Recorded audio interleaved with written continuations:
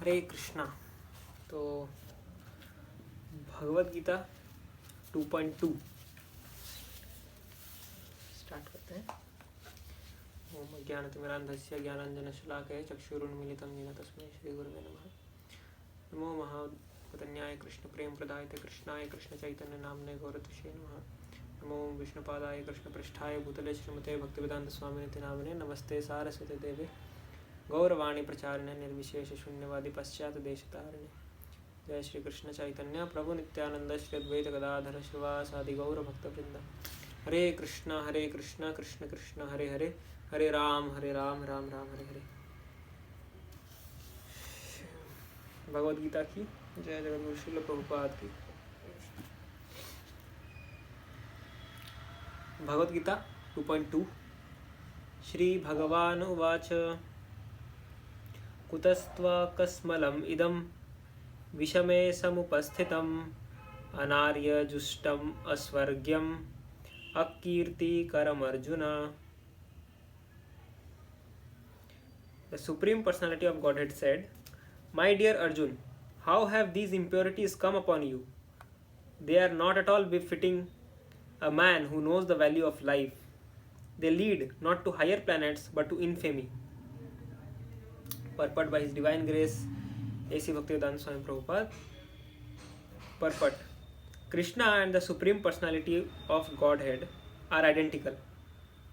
Therefore, Lord Krishna is referred to as Bhagavan throughout the Gita.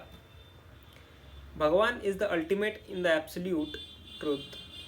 The absolute truth is realized in three phases of understanding, namely Brahman, or the impersonal, all-pervasive spirit, Paramatma, or the localized aspect of the Supreme within the heart of all living entities. And Bhagavan, or the Supreme Personality of Godhead, Krishna, is the same. In the Srimad Bhagavatam 1.2.11, this conception of the absolute truth is explained. The absolute truth is realized in three phases. तो जो absolute truth होता है वो 3 phases में हम समझ सकते हैं। जैसे फर्स्ट है ब्राह्मण रियलाइजेशन। ब्राह्मण रियलाइजेशन मतलब आपने अक्सर सुना होगा, जैसे परमात्मा क्या है, मतलब भगवान कौन है, भगवान एक सुप्रीम एफल्जेंट लाइट है। तो वो एक एस्पेक्ट ऑफ भगवान है ब्राह्मण। तो ब्राह्मण एक एफल्जेंट लाइट है जिसमें ब्लिस नहीं है, मतलब उसमें आनंद नहीं है, उसमें कोई रेसिप्रोकेशन नहीं होता है, वो बस एक सुप्रीमेसी है। जैसे इस रूम में लाइट है तो मुझे सब कुछ दिख रहा है, लेकिन वो लाइट का एक सोर्स भी होता है। तो उसी प्रकार भगवान का ये फर्स्ट फेज ऑफ रियलाइजेशन है। जैसे कि बहुत सिंपल सा एग्जांपल है कि मान लीजिए खाना बन रहा है, तो खाना बन रहा है और मैं यहाँ पे हूँ और साइड वाले रूम में किचन में खाना बन रहा है, तो मुझे किचन से यहाँ तक स्मेल आएगा। तो स्मेल आएगा तो फिर वो मुझे थोड़ा रियलाइजेशन है कि कुछ तो बन रहा है, कुछ अच्छा बन रहा है। तो वो ब्राह्मण एस्पेक्ट ऑफ रियलाइजेशन है, मतलब देयर इज समथिंग ग्रेटर और ग्रेटेस्ट, बट उसका पर्सनल एस्पेक्ट अभी हमको पता नहीं चला कि क्या बन रहा है, या फिर वो कैसा दिखता है, क्या कैसा टेस्ट करता होगा, ये हमको पता नहीं है, लेकिन एक खुशबू आ रहा है, तो समथिंग टेस्टी इज देयर। तो उसके बाद जब अगर वो प्लेट में सर्व होकर आपके सामने आ जाएगा, then you know what is it, मतलब वो कैसा दिखता है, उसका अपीयरेंस कैसा है। तो वो परमात्मा रियलाइजेशन है। परमात्मा रियलाइजेशन में आपको उसका अपीयरेंस, उसके फॉर्म, ये सब पता चलेगा। और थर्ड है भगवान, यानी कि पर्सनल रेसिप्रोकेशन, या फिर पर्सनल जो आपको जो ब्लिस है, जो टेस्ट आपको मिल रहा है उस एसोसिएशन से, वो थर्ड एस्पेक्ट है। These 3 divine aspects can be explain by the example of sun. Sun का भी एक एग्जाम्पल है, जैसे कि सन शाइन है, सन प्लैनेट है, और सन गॉड है। Namely the sunshine, the sun surface and the sun planet itself. मतलब सनशाइन है, सन का सरफेस और सन का प्लैनेट है। तो जैसे कि सनशाइन अगर हमारे रूम तक आता है, तो बेसिकली हमारा कहना यह है कि मतलब मतलब सूरज आ गया है, मतलब धूप निकल गया है। तो उसका मतलब क्या है, मतलब ये तो नहीं है कि सन स्वयं मेरे घर पे आ गए हैं। इसका मतलब है कि वो उनका प्रेजेंस अभी दिखने लगा है। The one who studies the sunshine only is the preliminary student. One who understands the sun's surface is further advanced, and one who can enter into the sun's planet is the highest. मतलब अगर हम सन को study करना चाहते हैं तो सन का भी 3 एस्पेक्ट्स होता है, सनशाइन, सन का सरफेस और सन का प्लैनेट। तो वैसे ही जो सन का सनशाइन को स्टडी करता है वो एकदम प्रिलिमिनरी स्टेज में है। वो बस सनशाइन के बारे में उसको पता है कि सनशाइन से क्या बेनिफिट होता है, सनशाइन ये वर्ल्ड को कैसे सस्टेन कर रहा है, एट्सेट्रा। और जो सन के सरफेस को स्टडी करता है वो इवन मोर एडवांस्ड है, मतलब उसको नेचुरली सनशाइन का नॉलेज है। तो वैसे ही जो सन प्लैनेट में एंटर कर जाता है, जो सन प्लैनेट में चले जाता है, उसके पास हाईएस्ट अंडरस्टैंडिंग है सन का, उससे ज़्यादा अंडरस्टैंडिंग और किसी को नहीं हो सकता। तो वैसे ही 3 फेजेस में भी हम भगवान को समझ सकते हैं, वो है ब्राह्मण, परमात्मा और भगवान।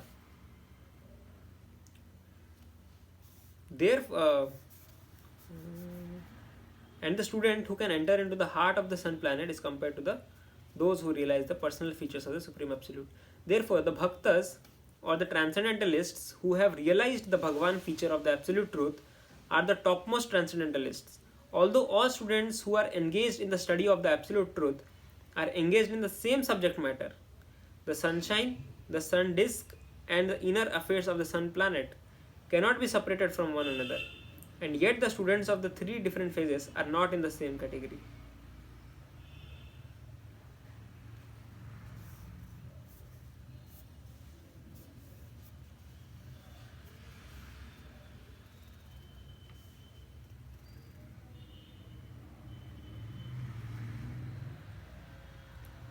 मतलब जितने भी ट्रांसेंडेंटलिस्ट्स हैं या फिर जो डिवोटीज़ हैं, जो भक्तस हैं, हालांकि उनका सब्जेक्ट मैटर एक ही है, पर फिर भी उसमें भी कैटेगराइज्ड है, क्लासिफिकेशंस है। और उसमें से जो भगवान एस्पेक्ट को जो स्टडी कर रहा है या फिर जिसने स्टडी कर लिया है, वो टॉप मोस्ट कैटेगरी है, वो टॉप मोस्ट क्लासिफिकेशन है। द संस्कृत वर्ड भगवान is explained by the great authority Parashar मुनि, the father of Vyasadeva, the supreme personality who possesses all the riches, all strength, all fame, all beauty, all knowledge and all renunciation is called Bhagavan. मतलब जिनके पास 6 ऐश्वर्य हैं, 6 ऑप्युलेंसेस, उनको भगवान कहते हैं। और वो भी नॉर्मल नहीं, 100%, जिसके पास वो सारे ऑप्युलेंसेस हैं, वो हैं भगवान। क्या क्या ऑप्युलेंसेस हैं? ऑल रिचेस यानी कि wealth, strength, fame, beauty, knowledge और रिनंसिएशन, ये सब जिसके पास 100% है, 100%, वो है भगवान।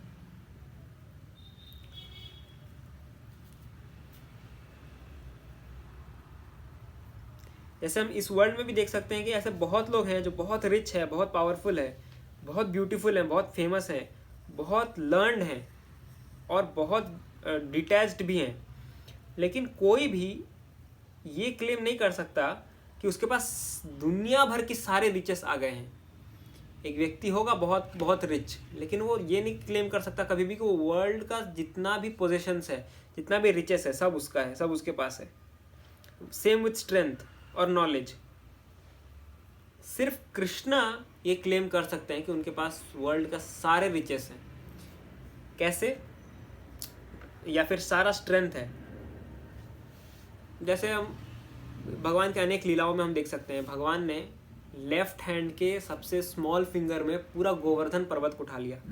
तो ये बेस्ट एग्जाम्पल, बेस्ट तो मतलब ऐसे बहुत सारे एग्जाम्पल, जैसे कि वो सिर्फ 6 दिन के थे भगवान, जब पूतना जैसे राक्षसी को मार दिया तो उनको कोई तपस्या करनी नहीं पड़ी थी ये ताकत लाने के लिए। 6 दिन में कौन सी तपस्या हो जाती है? तो ये पहले से ही क्लियर था कि भगवान कृष्ण ही सुप्रीम पर्सनैलिटी ऑफ गॉडेड है।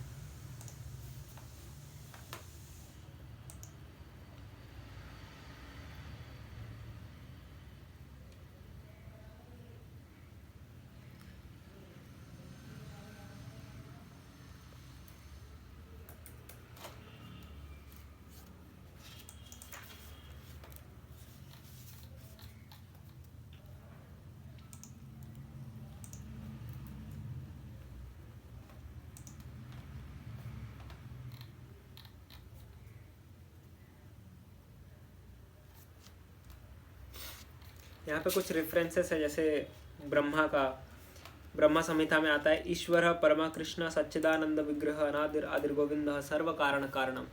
मतलब ना ब्रह्मा, ना शिव, ना नारायण, किसी के पास भी इतना ऑपुलेंसेस नहीं है जितना कृष्ण के पास है। इसीलिए ब्रह्म संहिता का ये श्लोक भी कोट किया गया है, जहाँ पे ब्रह्मा ये बोल रहे हैं कि ईश्वरों में परम ईश्वर कृष्ण है और वो सच्चिदानंदमय है और सारे कारणों के कारण है। और फिर यहाँ पे एक भागवतम का भी एक श्लोक कोट किया गया, जहाँ पे ये कह रहे हैं कि all the lists of the incarnations of God head submitted herewith are either plenary expansions or parts of the plenary expansions of the supreme godhead, but Krishna is the supreme personality of godhead himself। मतलब जितने भी incarnations हैं वो या तो फिर भगवान के प्लेनरी पोर्शंस हैं, प्लेनरी एक्सपेंशंस हैं, या फिर प्लेनरी एक्सपेंशंस के पार्ट्स हैं, लेकिन supreme personality of God head केवल एक ही है, वो है कृष्णा। और यहाँ पे इस श्लोक के regarding, in the presence of the supreme personality of Godhead Arjuna's lamentation for his kinsman is certainly unbecoming, and therefore Krishna expressed his surprise with the words kutah, where from?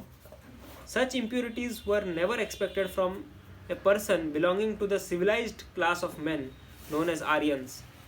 The word Aryan is applicable to persons who know the value of life and have a civilization based on spiritual realization. Persons who are led by the material conception of life do not know that the aim of life is realization of the absolute truth, Vishnu or Bhagavan, and they are captivated by the external features of the material world, and therefore they do not know what liberation is. Persons who have no knowledge of liberation from material bondage are called non-Aryans. Although Arjuna was a Kshatriya, he was deviating from his prescribed duties by declining to fight. This act of cowardice is described as befitting the non-Aryans. Such deviation from duty does not help one in the progress of spiritual life, nor does it even give one the opportunity to become famous in this world. Lord Krishna did not approve of the so-called compassion of Arjuna for his kinsman. मतलब यहाँ पे भगवान अपना surprise दिखा रहे हैं कि ये बोल के कुतः, वेयर फ्रॉम, कहाँ से ये आ रहा है, कहाँ से ये, मतलब ऐसे इम्प्योरिटीज कहाँ से आ रहे हैं। क्योंकि अर्जुन एक आर्यन था। आर्यन का मतलब होता है जो सिविलाइज्ड क्लास ऑफ मेन होते हैं उनको आर्यन बोला जाता है, या फिर आर्यस। तो ये एक सिविलाइज्ड क्लास ऑफ मैन है, और ये सिविलाइजेशन किस आधार पे बेस्ड है? स्पिरिचुअल रियलाइजेशन पे। जो सिविलाइजेशन मतलब स्पिरिचुअल रियलाइजेशन, यानी कि उसका जो बेसिस है सिविलाइजेशन का, वो एक स्पिरिचुअल रियलाइजेशन है या फिर स्पिरिचुअल ट्रुथ है। उसके बेसिस पे जो सिविलाइजेशन इस्टेब्लिश्ड है, बेस्ड है, उसके लोग का, उस सोसाइटी का एक सिविलाइज्ड मैन ऐसी इम्प्योरिटीज वाली बातें कर रहा है। उसके लिए भगवान अपना सरप्राइज व्यक्त कर रहे हैं, कुतः, कहाँ से आ रहा है ये। और यहाँ पे प्रभुपाद कह रहे हैं कि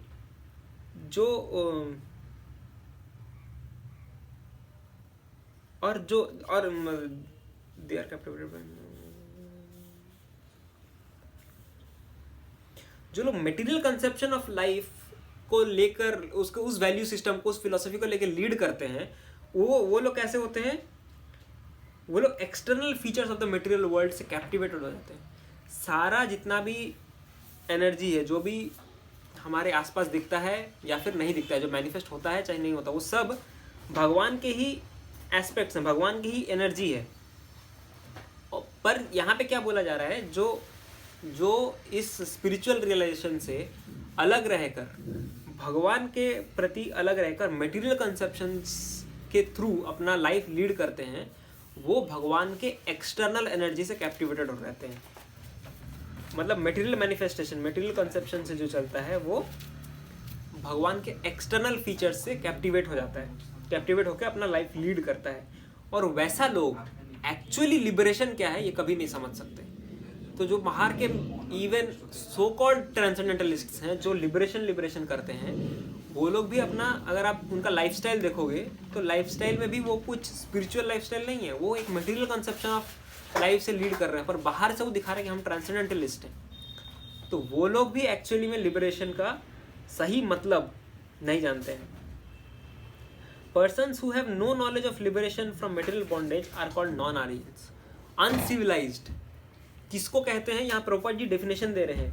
अनसिविलाइज्ड उसको कहते हैं जिसको मेटीरियल बॉन्डेज से लिबरेशन का कोई नॉलेज नहीं है। दोज आर नॉन आर्यंस या फिर अनसिविलाइज्ड।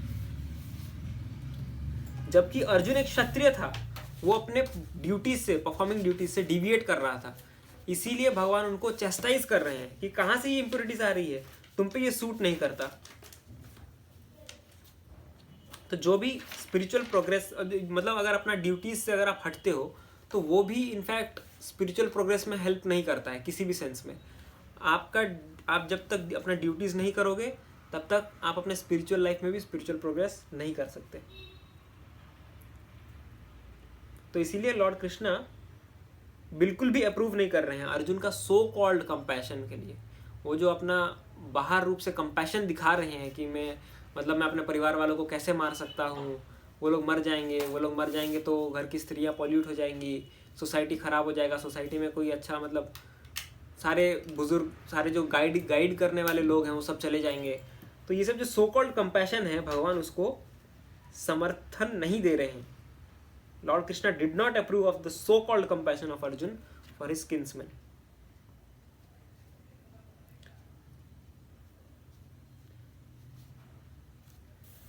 टू 2.3 भी छोटा सा है तो हम उसको भी पढ़ लेते हैं।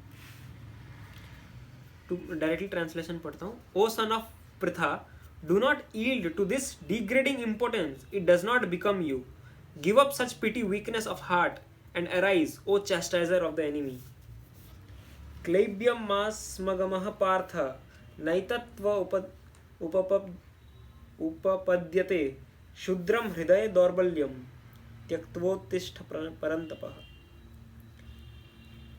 प्रभुपाद जी परपट में लिख रहे हैं, Arjun was addressed as the son of Pritha, who happened to be the sister of Krishna's father Vasudev. Therefore, Arjun had a blood relationship with Krishna. If the son of a Kshatriya declines to fight, he is a Kshatriya in name only. And if the son of a Brahmana acts impiously, he is a Brahman in name only. Such Kshatriyas and Brahmans are unworthy sons of their fathers. Therefore, Krishna did not want Arjun to become an unworthy son of a Kshatriya. तो यहाँ प्रभुपाद जी यहाँ पे highlight कर रहे हैं कि जैसे क्षत्रिय का ड्यूटी होता है फाइट करना, लेकिन अगर एक क्षत्रिय फाइट करने से अपने ड्यूटी से डिविएट करता है तो वो क्षत्रिय बस नाम का है। बस एक परिवार में, क्षत्रिय परिवार में जन्म हुआ, या फिर क्षत्रिय भेष धारण किया है, या फिर एक स्वॉर्ड लेके चलता है, या उस जमाने का, तो वैसा बस एक सो कॉल्ड क्षत्रिय बन जाता है अगर वो उसका ड्यूटी, जब लड़ाई करने की बात है तब अगर वो बैकफुट जा रहा है, तब अगर वो पीछे हट रहा है, तो वो बस क्षत्रिय नाम का है। और वैसे ही एक ब्राह्मण जो इम्पायसली एक्ट करता है, वो ब्राह्मण बस नाम का है। अभी आजकल भी हम ऐसे बहुत सारे सो कॉल्ड ब्राह्मण को देखते हैं जो मीट ईटिंग करते हैं, जो इंटॉक्सिकेशंस लेते हैं, जो ड्रिंक करते हैं, और शादी की बात आए तो हम ब्राह्मण हैं और हम ब्राह्मण परिवार में शादी करवाएंगे, और फिर हम जनेऊधारी हैं, जनेऊ भी पहनते हैं, फिर उसके बाद भी ड्रिंकिंग कर रहे हैं, मीट ईटिंग कर रहे हैं। तो बस नाम का ब्राह्मण है, बस बोलने के लिए ब्राह्मण है सोसाइटी में। तो वैसे ही Arjun was the most intimate friend of Krishna, and Krishna was directly guiding him on the chariot. But in spite of all these credits, if Arjuna abandoned the battle, he would be committing an infamous act. Therefore, Krishna said that such an attitude in Arjun did not fit his personality. Arjun might argue that he would give up the battle on the grounds of his magnanimous attitude for the most respectful Bhishma and his relatives, but Krishna considered that sort of magnanimity mere weakness of heart. तो अर्जुन कृष्ण के बहुत intimate friend हैं. आप even Mahabharat में भी देखेंगे तो बहुत इंटीमेट प्लेज, इंटीमेटली उनका खेलना और इंटीमेट पास टाइम्स है. अर्जुन और कृष्ण के बीच में। लेकिन अभी इतने इंटीमेसी और इतने अच्छे फ्रेंडशिप के बाद कृष्णा भी ऑन चैरियट हैं, उस अर्जुन को गाइड कर रहे हैं। और इस सिनेरियो के बाद भी अगर अर्जुन ये कह रहा है कि मैं अभी बैटल नहीं करूंगा, मैं अबैंडन कर दूंगा, तो वो बहुत इनफेमस एक्ट कर रहा है। क्यों ऐसा? कि हालांकि अर्जुन अपना दिखा सकता है कि मैं बहुत दयालु हूँ, मैं बहुत कंपैशनेट हूँ, भीष्म जैसे लोग, द्रोण जैसे लोग को मैं कैसे मार सकता हूँ, ये वो बोल सकता है। ये बहुत अच्छा रीज़न है, बहुत अच्छा रीज़न लग रहा है। लेकिन कृष्ण इस सॉर्ट ऑफ मैग्नानिमिटी को एकदम रिजेक्ट कर रहे हैं। क्या कह के रिजेक्ट कर रहे हैं? This is the weakness of heart, हृदय दौर्बल्यम है और कुछ नहीं है।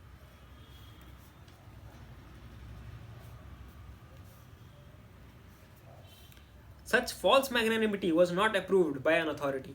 Therefore, such magnanimity or so-called non-violence should be given up by persons like Arjun under the direct guidance of Krishna.